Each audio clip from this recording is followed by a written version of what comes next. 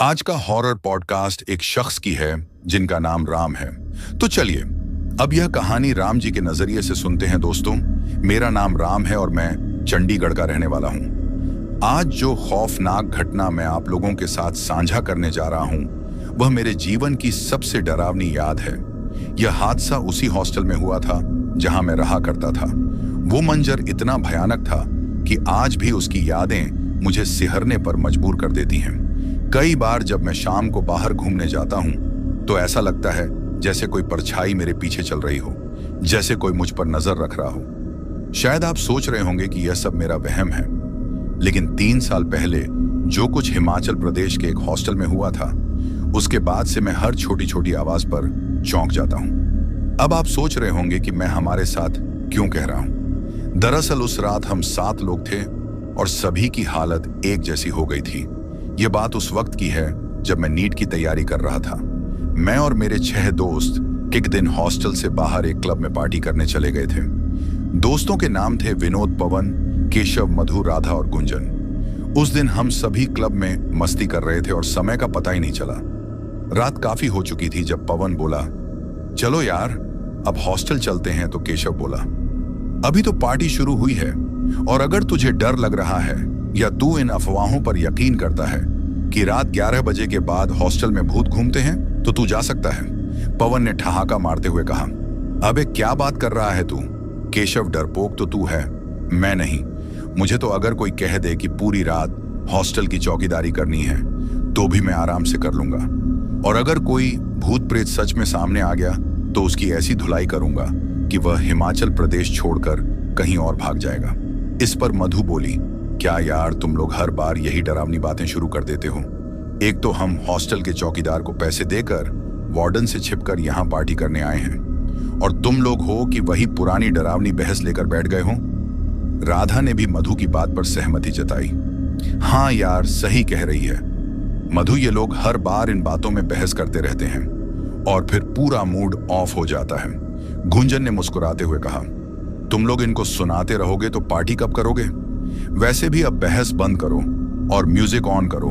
पवन और केशव को पार्टी से ज्यादा बकवास में मजा आता है। मैं हंसते हुए बोला, गुंजन अभी तू इन दोनों को चुप करा रही थी और अब खुद सबसे ज्यादा बोल रही है। तेरी बातें तो रुकने का नाम ही नहीं ले रही। विनोद भी बोल पड़ा, सच कहूं तो इन सब की वजह से आधी पार्टी का मजा तो वैसे ही चला गया। 1 घंटे से ऊपर हो गया और अब तक लोग बहस ही कर रहे हैं। हर कोई दूसरे पर इल्जाम लगा रहा है, लेकिन कोई भी मान नहीं रहा कि गलती किसकी थी। अब अच्छा यही होगा कि सब बहस बंद करें और पार्टी एंजॉय करें। विनोद की बात पर सब शांत हो गए। फिर सब ने वेटर को बुलाया और खाने का ऑर्डर दिया। म्यूजिक, बियर और डांस का दौर तो पहले ही चल चुका था। अब भूख लगने लगी थी।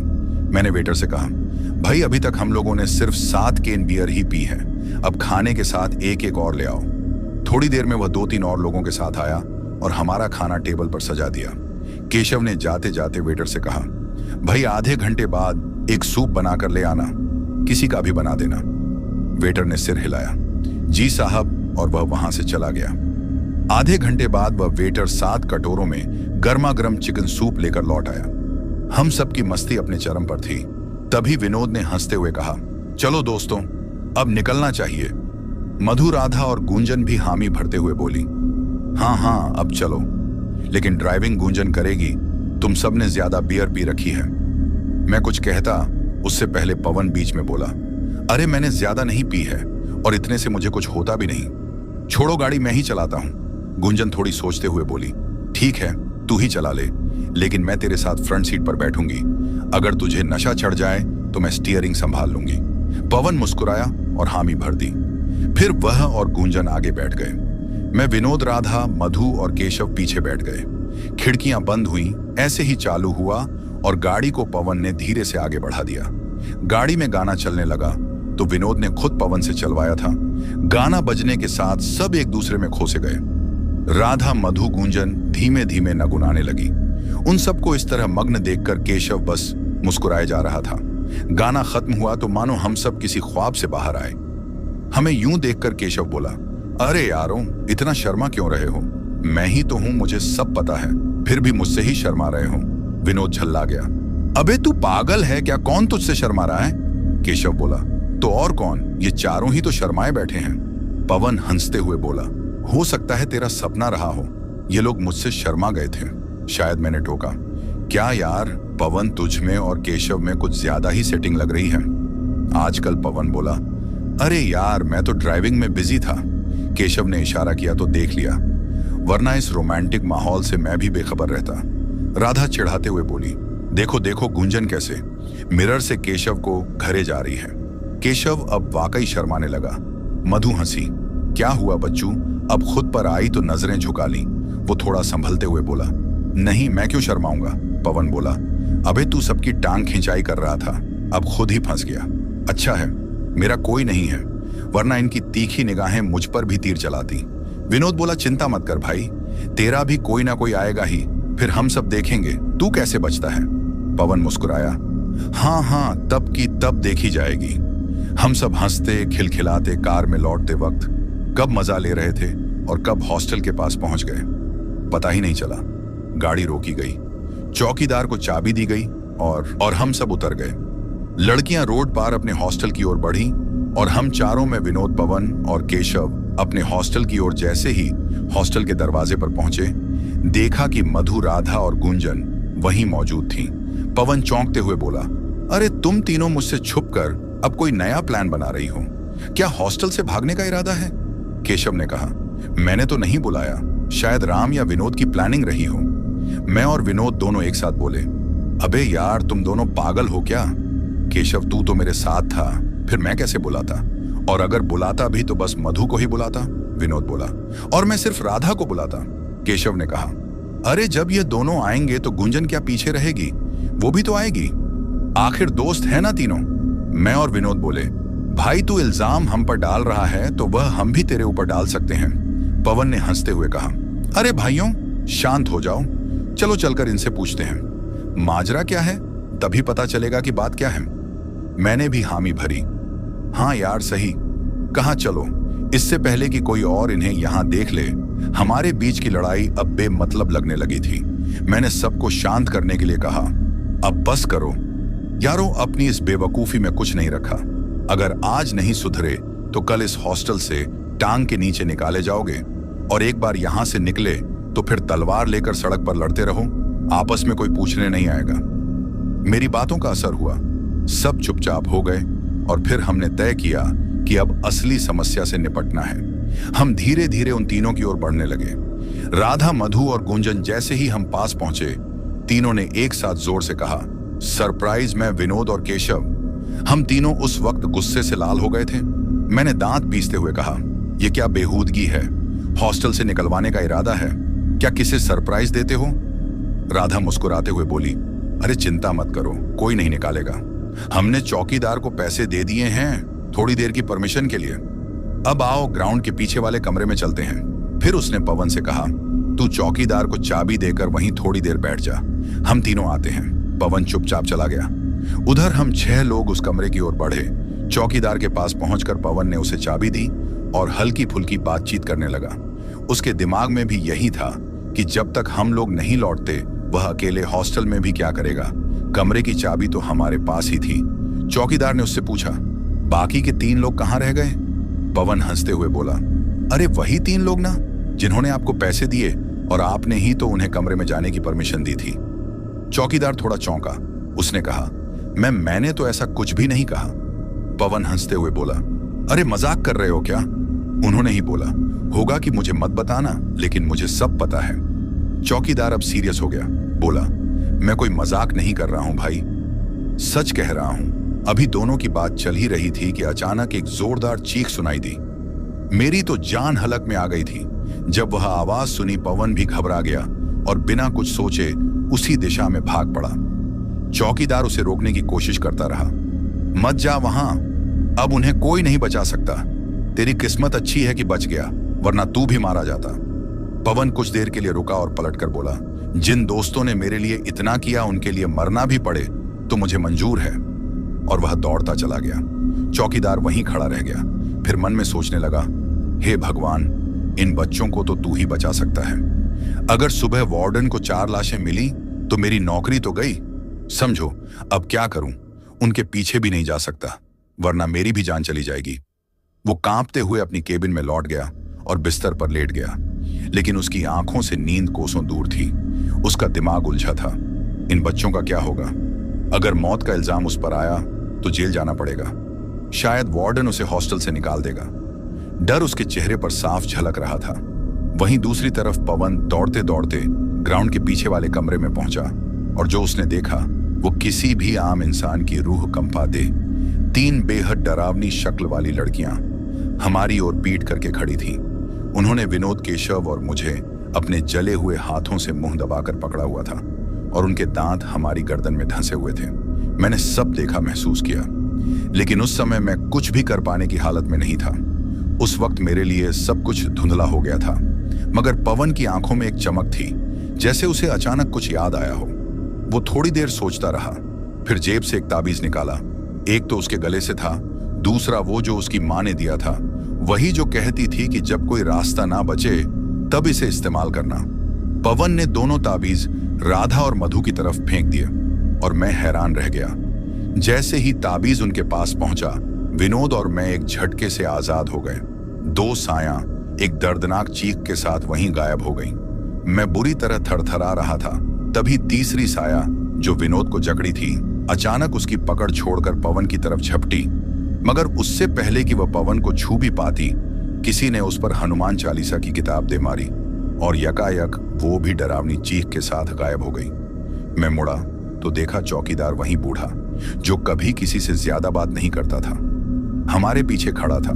उसकी आंखों में भी एक अलग ही जोश था, जैसे वह भी अपने बच्चों के लिए कोई युद्ध लड़ रहा हो।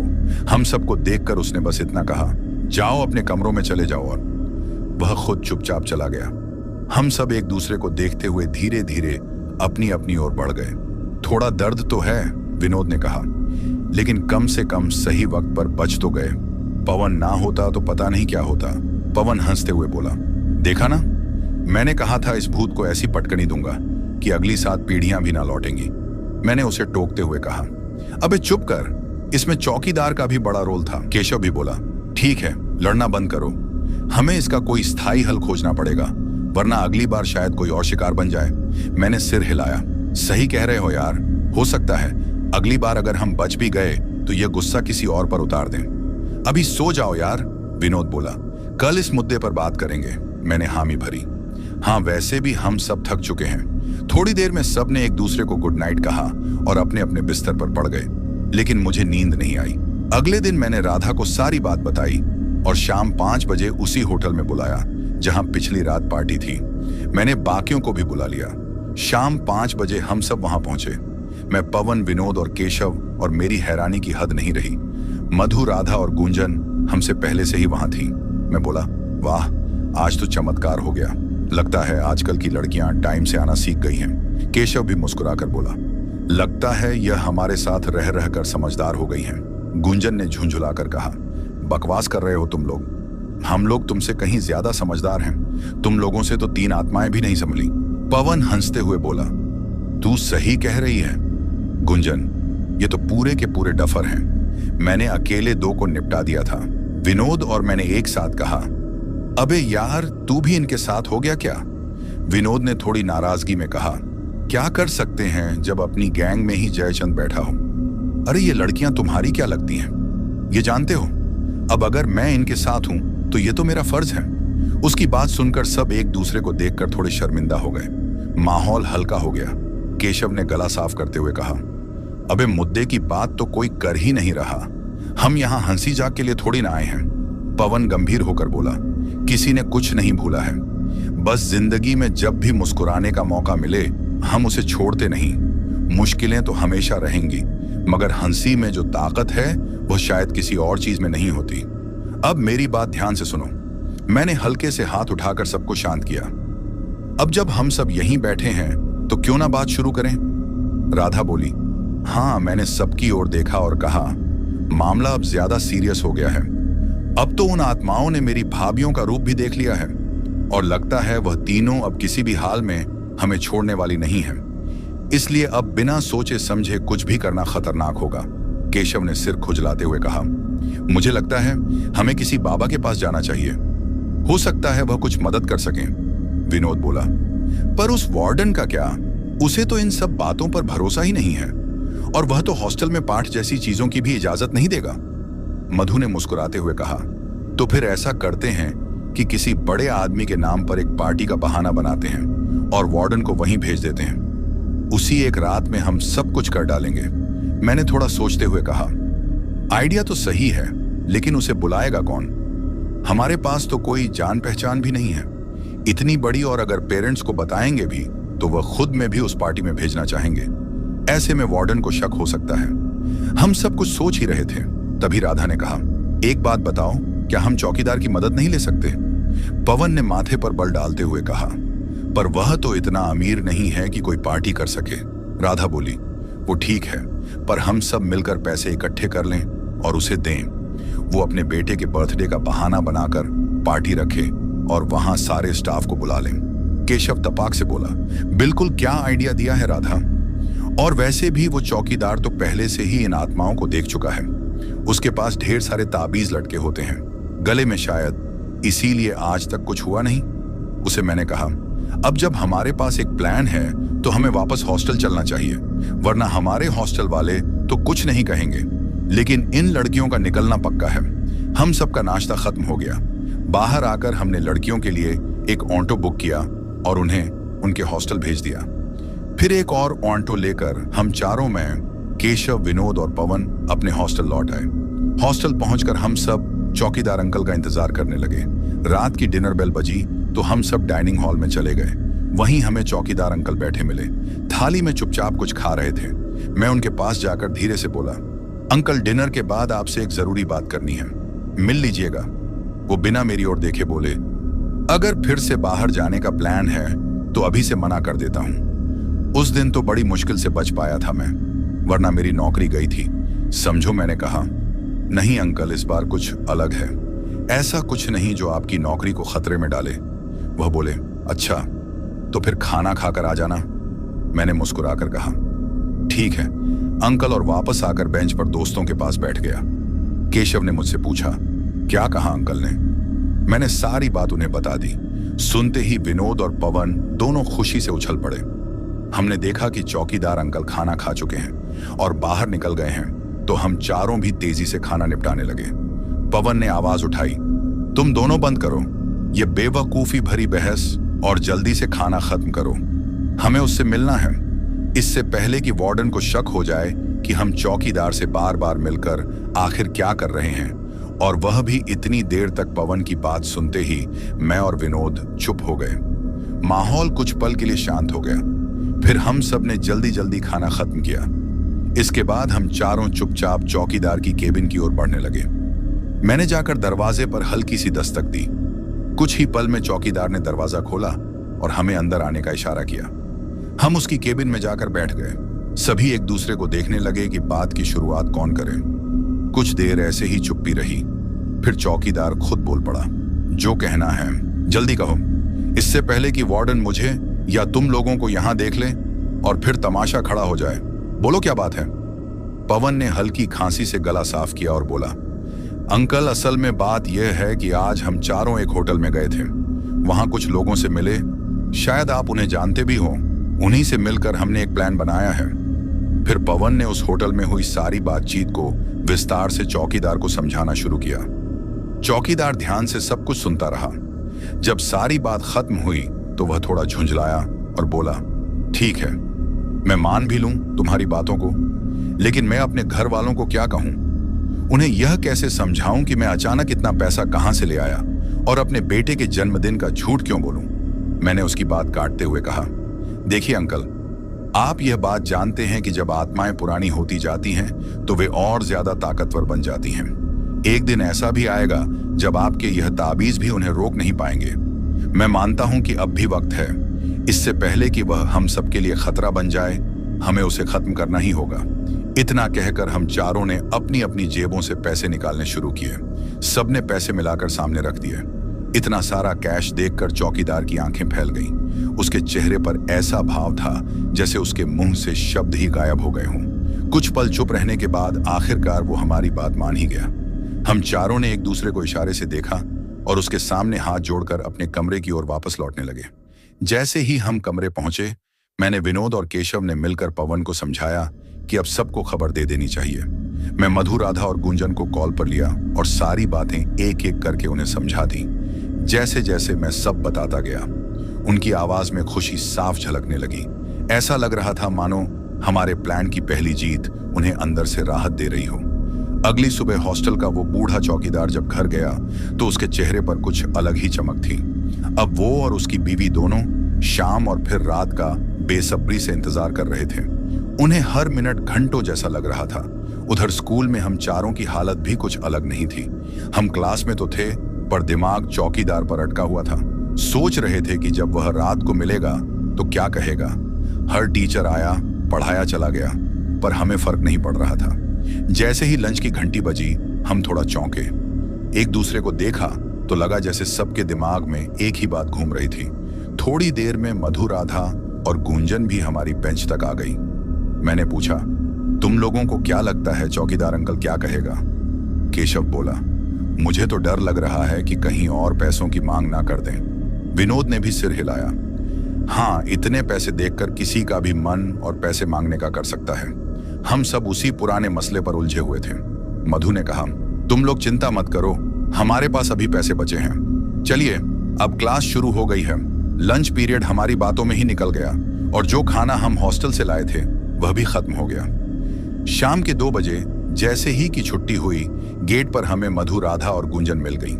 तीनों ने लगभग एक सुर में कहा, अगर पैसों की जरूरत पड़े तो हमें कॉल जरूर करना और चौकीदार क्या कहता है यह भी बताना। मैंने कहा, ठीक है, टेंशन मत लो, जो होगा तुम लोगों को पता चल ही जाएगा। इतना कहकर हम चारों आगे बढ़ गए। वो तीनों लड़कियां हमें जाते हुए देखती रहीं। उनकी आंखों में चिंता थी, पर विश्वास भी। शायद वह मन ही मन यही दुआ कर रही थी कि चौकीदार मान ही जाए, वरना हम सभी के पास कुछ नहीं बचेगा। चलते चलते मैं सोच रहा था, मधु, राधा और गुंजन कितनी बेहतरीन लड़कियां हैं। सब कुछ जानते हुए भी कि उन्हें अगली पॉकेट मनी 1 महीने बाद मिलेगी, वह फिर भी अपनी बचत हमें देने को तैयार है। उनके पास खुद के खर्च चलाने तक के पैसे नहीं बचेंगे, फिर भी हमारी फिक्र कर रही हैं। अगर चौकीदार ने 1,00,000 1.5 लाख की डिमांड कर दी तो फिर भी दिल को यह सुकून था कि हमने अपने लिए दुनिया के सबसे अच्छे साथी चुने हैं। पवन ने कहा, मुझे पता है तुम तीनों क्या सोच रहे हो। काश मुझे भी कोई ऐसी मिल जाए जो हर मुश्किल में साथ दे। केशव ने चुटकी ली, नहीं सिर्फ तेरे साथ, क्यों, हमारे लिए भी तो हो। पवन हंसते हुए बोला, जब मेरी प्यारी भाभी आप सबकी भी मदद करती हैं तो भला क्यों नहीं। सब हंस पड़े। मैंने कहा, केशव का मतलब है पहले ढूंढ तो लो, तभी तो किसी के काम आ सकेगी। पवन ने हंसते हुए कहा, अगर तुम तीनों और मेरी प्यारी भाभियों की दुआ रही तो मुझे भी एक बढ़िया सहेली मिल ही जाएगी। इन्हीं बातों के बीच हमारा हॉस्टल आ गया। हम सीधा डाइनिंग हॉल पहुंचे और खाना खाया, फिर ड्रेस बदलकर अपने अपने बेड पर आराम करने चले गए। मैंने मजाक में कहा, आज का दाल चावल आलू गोभी एक्साइटमेंट में इतना बढ़िया लगा कि क्या बताऊं। रोज बनता है तो एक बार खाकर उठ जाते हैं, लेकिन आज टाइम पास के लिए 3 बार खा गया। विनोद बोला, तू तो कुंभकर्ण है, 4 बार भी खाता तो भी कम था। मैंने तो बस 1 बार ही खाया। मैंने जवाब दिया, इसीलिए तो तू सूखी हड्डी है। केशव बोला, अरे बंद करो अपनी ये लड़ाई, थोड़ी शांति से सो जाओ। शाम को क्या होगा, कौन जाने चौकीदार मानेगा या कोई नई टेंशन देगा। पवन हंसा, केशव तू तो टेंशन की चलती फिरती दुकान है। फिर गंभीर होते हुए बोला, हमने कितनी बार कहा है छोटी छोटी बातों में खुश रहना। सीखो, लाइफ में यही साथ जाएगा, बाकी सब यहीं रह जाएगा। कुछ मीठी यादें जो लड़ाई मस्ती में बीतेंगी वही याद रहेंगी, किसी की टेंशन तो हमेशा याद नहीं रहती। मैंने हामी भरी, हाँ यार तू सही कह रहा है। विनोद ने बात काटी, अब बंद कर ये ज्ञान देना, थोड़ा सो लो, ताकि शाम को अगर कोई नई मुसीबत आई भी तो दिमाग फ्रेश रहे। उधर मधु, राधा और गुंजन भी बातें करते करते अपने हॉस्टल पहुंची। उन्होंने भी खाना खाया, कपड़े बदले और बिस्तर पर लेट गई। आज शाम को जब हम लोग कैंटीन से वापस अपने हॉस्टल लौट रहे तो मैंने देखा कि राधा और मधु दोनों कुछ चिंतित थीं।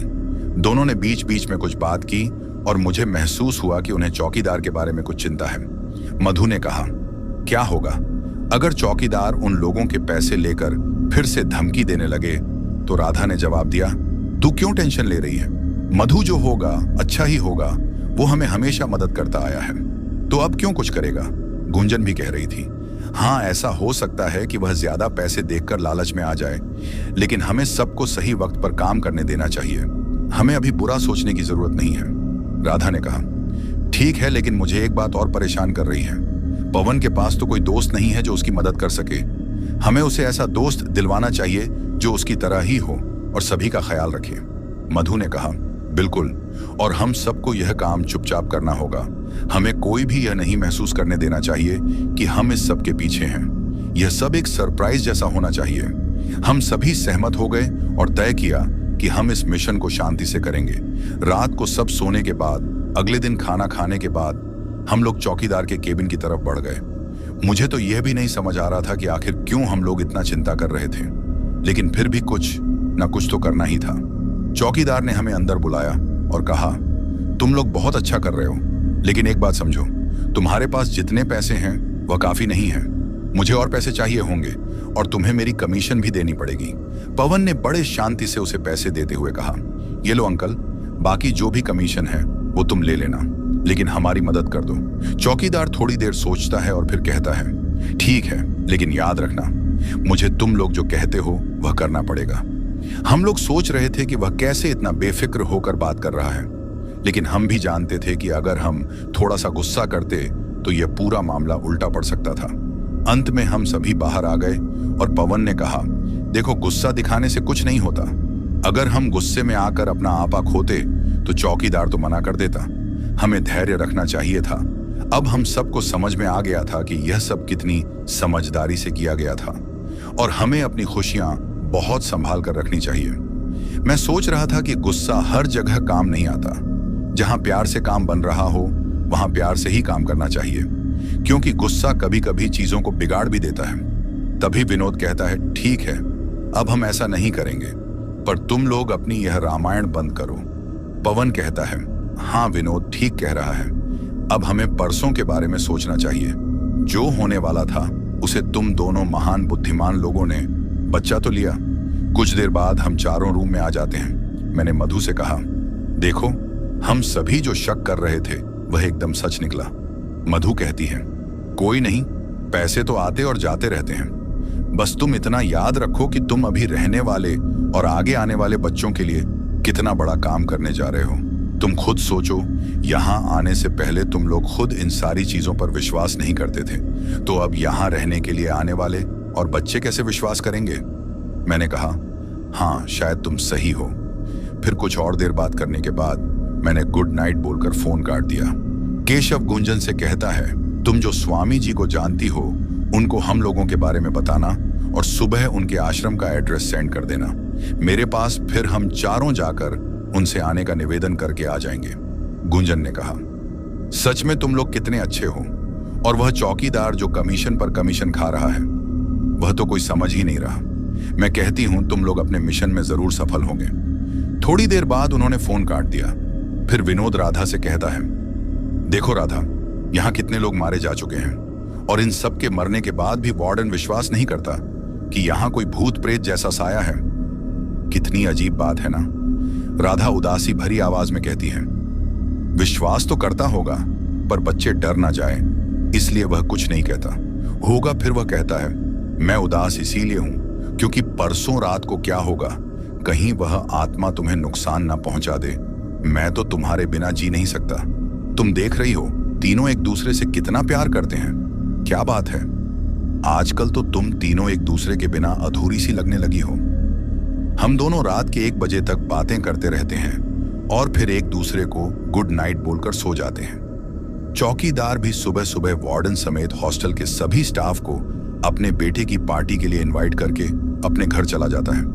घर जाकर वह अपनी पत्नी को सारी बातें बताता है और फिर हिमाचल प्रदेश के सबसे बड़े होटल को बुक करता है। होटल का एड्रेस वार्डन को भेजते हुए चौकीदार कहता है, सर यह मेरे बच्चे का पहला बर्थडे है, इसको मैं बड़े ही धूमधाम से मनाना चाहता हूं, तो आप जरूर से जरूर इस एड्रेस पर टाइम से पहुंच जाना, क्योंकि आपके बिना तो यह पूरी पार्टी अधूरी लगेगी। मैंने इस जन्मदिन को मनाने के लिए अपनी सारी कमाई लगा दी है, क्योंकि यह मेरा पहला बेटा है और इसका बर्थडे हमेशा के लिए यादगार बनाना चाहता हूं। वार्डन रिप्लाई करता है, अरे आप चिंता मत करिए, मैं समय से वहां पर पहुंच जाऊंगा। चौकीदार धन्यवाद करके फोन काट देता है। अगले दिन शाम को हॉस्टल के सभी स्टाफ और वार्डन एक कैब बुलाकर होटल के लिए जाने की तैयारियां करने लगते हैं। वह उस दिन की रात के लिए दूसरे चौकीदार को वहां बुला लेते हैं और उससे कहते हैं, थोड़ा बच्चों पर ध्यान देना, कोई शोर ना मचाए और कोई भी बच्चा बाहर ना जाए। चौकीदार कहता है, ठीक है सर, आप जैसा कहेंगे वैसा ही होगा। चौकीदार को सब कुछ समझाने के बाद, वार्डन और स्टाफ के जाने के बाद हम चारों दोस्त चौकीदार के पास आ जाते हैं। मैंने चौकीदार को पिछली घटी सारी घटनाएं बता दी। पहले तो चौकीदार डरने लग जाता है, फिर संभलते हुए कहता है, तुम शायद बाहर जाने का प्लान बना रहे हो। उसी रात जब सब कुछ अचानक से डरावना होने लगा, पवन ने सबसे पहले मुझसे कहा, राम कोई भी बाहर मत निकलना चाहे, कुछ भी हो जाए। उसके चेहरे पर जो डर था वह मैं पहली बार देख रहा था। चौकीदार हमसे झुंझलाते हुए बोला, क्या बकवास कर रहे हो, तुम लोग कोई कुछ नहीं है यहाँ। लेकिन पवन ने गुस्से से जवाब दिया, बकवास मैं नहीं कर रहा। अगर अपनी जान प्यारी है तो इस केबिन से बाहर कदम मत रखना, वरना खुद जिम्मेदार होंगे। चौकीदार ने हमें घूरते हुए कहा, तुम लोग दिमाग खराब कर रहे हो, देख लेना। अभी वार्डन को फोन लगाता हूं तुम्हारी इस नाटकबाजी की शिकायत करने। मैंने कहा, अंकल अगर आपको यकीन नहीं हो रहा तो आइए हमारे साथ, हम आपको कुछ दिखाना चाहते हैं। हम सब में पवन, विनोद और केशव चौकीदार को लेकर वापस केबिन में गए। वहां केशव ने उसे वह हनुमान जी की तस्वीरें दिखाई जो पुराने चौकीदार ने लगाई थी, और कुछ काले धागे भी जो साफ तौर पर अभिमंत्रित लग रहे थे। विनोद ने धीमे से कहा, अब तो भरोसा हुआ ना, अगर यहां कुछ नहीं होता तो पुराने चौकीदार अंकल ये सब क्यों रखते। हम चौकीदार को समझा ही रहे थे कि तभी दरवाजे पर हरि ओम नमः शिवाय बोलते हुए एक साधु बाबा आए। उन्हें देखकर हम सब तुरंत उनके पैर छूने गए। चौकीदार को हमने उनका परिचय दिया। बाबा को देखकर पहली बार चौकीदार को हमारी बातों पर भरोसा होता दिखा। साधु बाबा ने चौकीदार से कहा, जल्दी से कुछ बाल्टियों में मीठा शरबत बनाओ, उसमें नींद की गोलियां मिलाकर हर बच्चे को पिलाओ और नीचे आ जाना। चौकीदार ने उनकी बात मानते हुए लगभग 10 बाल्टियों में वाटर कूलर से पानी भरकर उसमें चीनी और गोलियां मिलाई और हर कमरे में जाकर बच्चों को पिलाना शुरू किया। कुछ देर में जब वह नीचे आया तो बोला, काम हो गया बाबा। फिर बाबा ने अपनी झोली से कुछ चावल, एक डिब्बी में भस्म और अभिमंत्रित लोरी निकाली और हम चारों को साथ लेकर हर रूम के बाहर एक एक लाइन खींच दी। इसके बाद बाबा ने अपने साथ लाई ईंटों और लकड़ियों से एक हवन कुंड तैयार किया। उसके चारों तरफ उन्होंने भूत से एक सीमा खींच दी और हमें बैठने को कहा। हम सब बाबा के आसपास बैठ गए। उन्होंने मंत्र पढ़ना शुरू किया और कुछ ही देर में डरावनी आवाजें गूंजने लगीं। यह आवाजें इतनी भयानक थीं कि हमारे शरीर कांप उठे। बाबा बोले, किसी भी हालत में इस कुंड से बाहर मत निकलना, चाहे कोई वार्डन के भेष में भी आ जाए। जब तक मैं कुछ ना कहूं, बाहर मत जाना। थोड़ी ही देर में 3 जले हुए शरीर प्रकट हुए। उन्होंने चिल्लाकर कहा, ओ बाबा, बंद करिए अपने मंत्र, वरना इन बच्चों के साथ तू भी मरेगा। लेकिन बाबा मंत्र पढ़ते रहे। बाबा ने आंखें बंद कर लीं और थोड़ी देर बाद पूछा, तुम तीनों यहां क्यों आई हो? उनमें से एक लड़की चीख कर बोली, नहीं बताएंगे, चाहे कुछ भी कर ले। बाबा मंत्र पढ़ते रहे।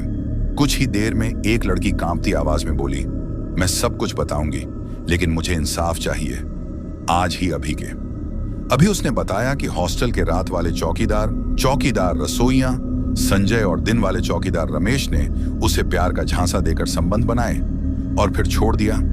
जब उसने शादी की बात की तो उन्होंने मिलकर उसे मार डाला और हॉस्टल के पीछे पार्क में दफना दिया। दूसरी लड़की निकिता बोली, मेरे साथ भी वही किया गया, अब मुझे भी इंसाफ चाहिए, तभी मुक्ति मिलेगी। तीसरी आत्मा सीमा चीख कर बोली, यह चौकीदार इसलिए अपने केबिन में हनुमान जी की तस्वीरें लगाता है ताकि हमसे बच सके। वो जानता है कि उसके पाप पीछा नहीं छोड़ेंगे, हम उसे मार ही देंगे, जैसे पहले कुछ बच्चों को मार चुके हैं। हमारी गलती क्या है? स्वामी जी ने मेरी तरफ देखते हुए कहा, हाँ मैं सब समझ सकता हूं, क्योंकि शरीर छूटने के बाद सोचने की ताकत बहुत कम हो जाती है। ऐसे में आत्माएं कुछ भी कर गुजरती हैं। स्वामी जी ने फिर चौकीदार को कहा, तुम हॉस्टल के वार्डन को फोन करो और कहो कि यहां बड़ा हंगामा हो गया है। पूरी रात का स्टाफ और चौकीदार लेकर यहां तुरंत पहुंचे। चौकीदार ने वैसा ही किया। वार्डन ने आने की हामी भर दी, लेकिन फोन पर बात करते हुए मुझे एहसास हुआ कि वह चौकीदार सब कुछ समझ गया था। दरअसल यह आत्माएं उसे यहां बुलाना चाहती थीं और उसे डर था कि अगर वह आया तो मारा जाएगा। उसने वार्डन से बहाना बनाया, सर आज मेरे बेटे का पहला जन्मदिन है, मैं नहीं आ सकता वरना पूरा दिन खराब हो जाएगा। फोन पर मौजूद चौकीदार ने तुरंत पलटकर कहा, यहाँ पुलिस भी आई है और वह आपसे बात करना चाहती है, कृपया तुरंत आ जाइए। पुलिस का नाम सुनकर वह चौकीदार डर गया, कहीं वार्डन को शक ना हो जाए कि पहले जिन बच्चों की मौतें हुई थीं उनके पीछे उसी का हाथ था। उसने जल्दबाजी में घर वालों से कहा कि 1 घंटे में वह घर लौट आएगा और फिर वार्डन के साथ हॉस्टल की ओर निकल गया। कुछ ही देर में दिन की शिफ्ट का चौकीदार, जिसका नाम रमेश था, और रसोइया संजय को भी बुला लिया गया। तीनों जैसे ही वहां पहुंचे, मुझे एक अजीब सी हलचल महसूस हुई। ऐसा लगा जैसे आत्माएं अब उनके ऊपर टूट पड़ने वाली हों। तभी स्वामी जी ने मंत्रों का जाप करते हुए माहौल शांत किया और कहा, मुक्ति से पहले कोई और पाप मत करो, इन लोगों को धरती का कानून सजा देगा, बस इनसे इनके सारे गुनाह कबूल करवा लो ताकि हम रिकॉर्ड करके पुलिस को दे सकें। ये सबूत हमें इन्हें फांसी तक पहुंचाने में मदद कर सकते हैं। आत्माएं सहमति में सिर झुकाकर भारी स्वर में उन तीनों की ओर बढ़ी। उनके चेहरों पर विकरालता थी, आंखों में ज्वाला सी। पीछे खड़ा वार्डन ये नजारा देखकर भागने ही वाला था कि स्वामी जी ने उसे रोकते हुए कहा, भागना नहीं, पुलिस को फोन करो। वार्डन ने भी वैसा ही किया। अब जब आत्माएं तीनों आरोपियों के बिल्कुल पास पहुंच गईं, तो डर से उनके चेहरे सफेद पड़ गए। तभी मधु आत्मा की शक्ल में सामने आई और तेज आवाज में बोली, अगर तू बचना चाहता है तो अपने सारे पाप कबूल कर, वरना मेरी फटकार से तू जल जाएगा। उसकी कड़क आवाज और भयानक रूप देखकर तीनों कांपने लगे और एक एक करके अपने सारे गुनाह कबूल करने लगे। मैं यानी राम अपने मोबाइल में वह सब रिकॉर्ड कर रहा था। थोड़ी देर में स्वामी जी ने चारों तरफ फैली तांत्रिक ऊर्जा को अपने मंत्रों से मिटा दिया ताकि किसी को पता न चले कि वहां कोई ऐसी प्रक्रिया हुई थी। फिर वह धीरे धीरे वहां से उठकर जाने लगे। जाते जाते स्वामी जी ने मुझे और पवन को समझाया, जो किया है वह धर्म के लिए था, अब इसे आगे मत बढ़ाना, बस पुलिस को दे दो सबूत। स्वामी जी गेट पार करके चले गए। थोड़ी देर में पुलिस भी पहुंच गई। मैंने तुरंत मोबाइल बढ़ाया और कहा, सर यह तीनों शराब के नशे में अपने गुनाह कबूल कर रहे थे। इन्होंने यहाँ की आया के साथ बहुत गलत किया है। सबूत के तौर पर यह रिकॉर्डिंग है। पुलिस अफसर ने जब रिकॉर्डिंग सुनी तो उसमें बस उन तीनों की आवाजें थीं, कोई आत्मा या डरावनी आवाज नहीं थी, जिससे यह केस और भी पुख्ता लग रहा था। तीनों आरोपी चौकीदार रमेश और संजय बुरी तरह डर गए। पुलिस ने उन्हें गिरफ्तार कर लिया और कहा, सुबह दोबारा आएंगे, तब तक हम इन्हें थाने ले जा रहे हैं। उनके जाते ही स्वामी जी एक बार फिर लौटे। इस बार उन्होंने हवन कुंड सजाया और मुक्ति क्रिया पूरी की। मैंने देखा कि आत्माएं एक तेज ऊर्जा में बदलकर ऊपर आकाश की ओर उड़ चली। एक अजीब सी शांति फैल गई थी। सब कुछ निपटने के बाद वार्डन ने मुझसे पूछा, यह सब कैसे हुआ? पवन ने शुरुआत से अंत तक की सारी घटना वार्डन को बताई।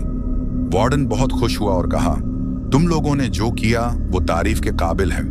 तुम्हारे जितने भी खर्चे हुए हैं मैं सब वापस कराऊंगा। अब तुम लोग आराम करो। तो दोस्तों, ये कहानी यहीं खत्म हुई।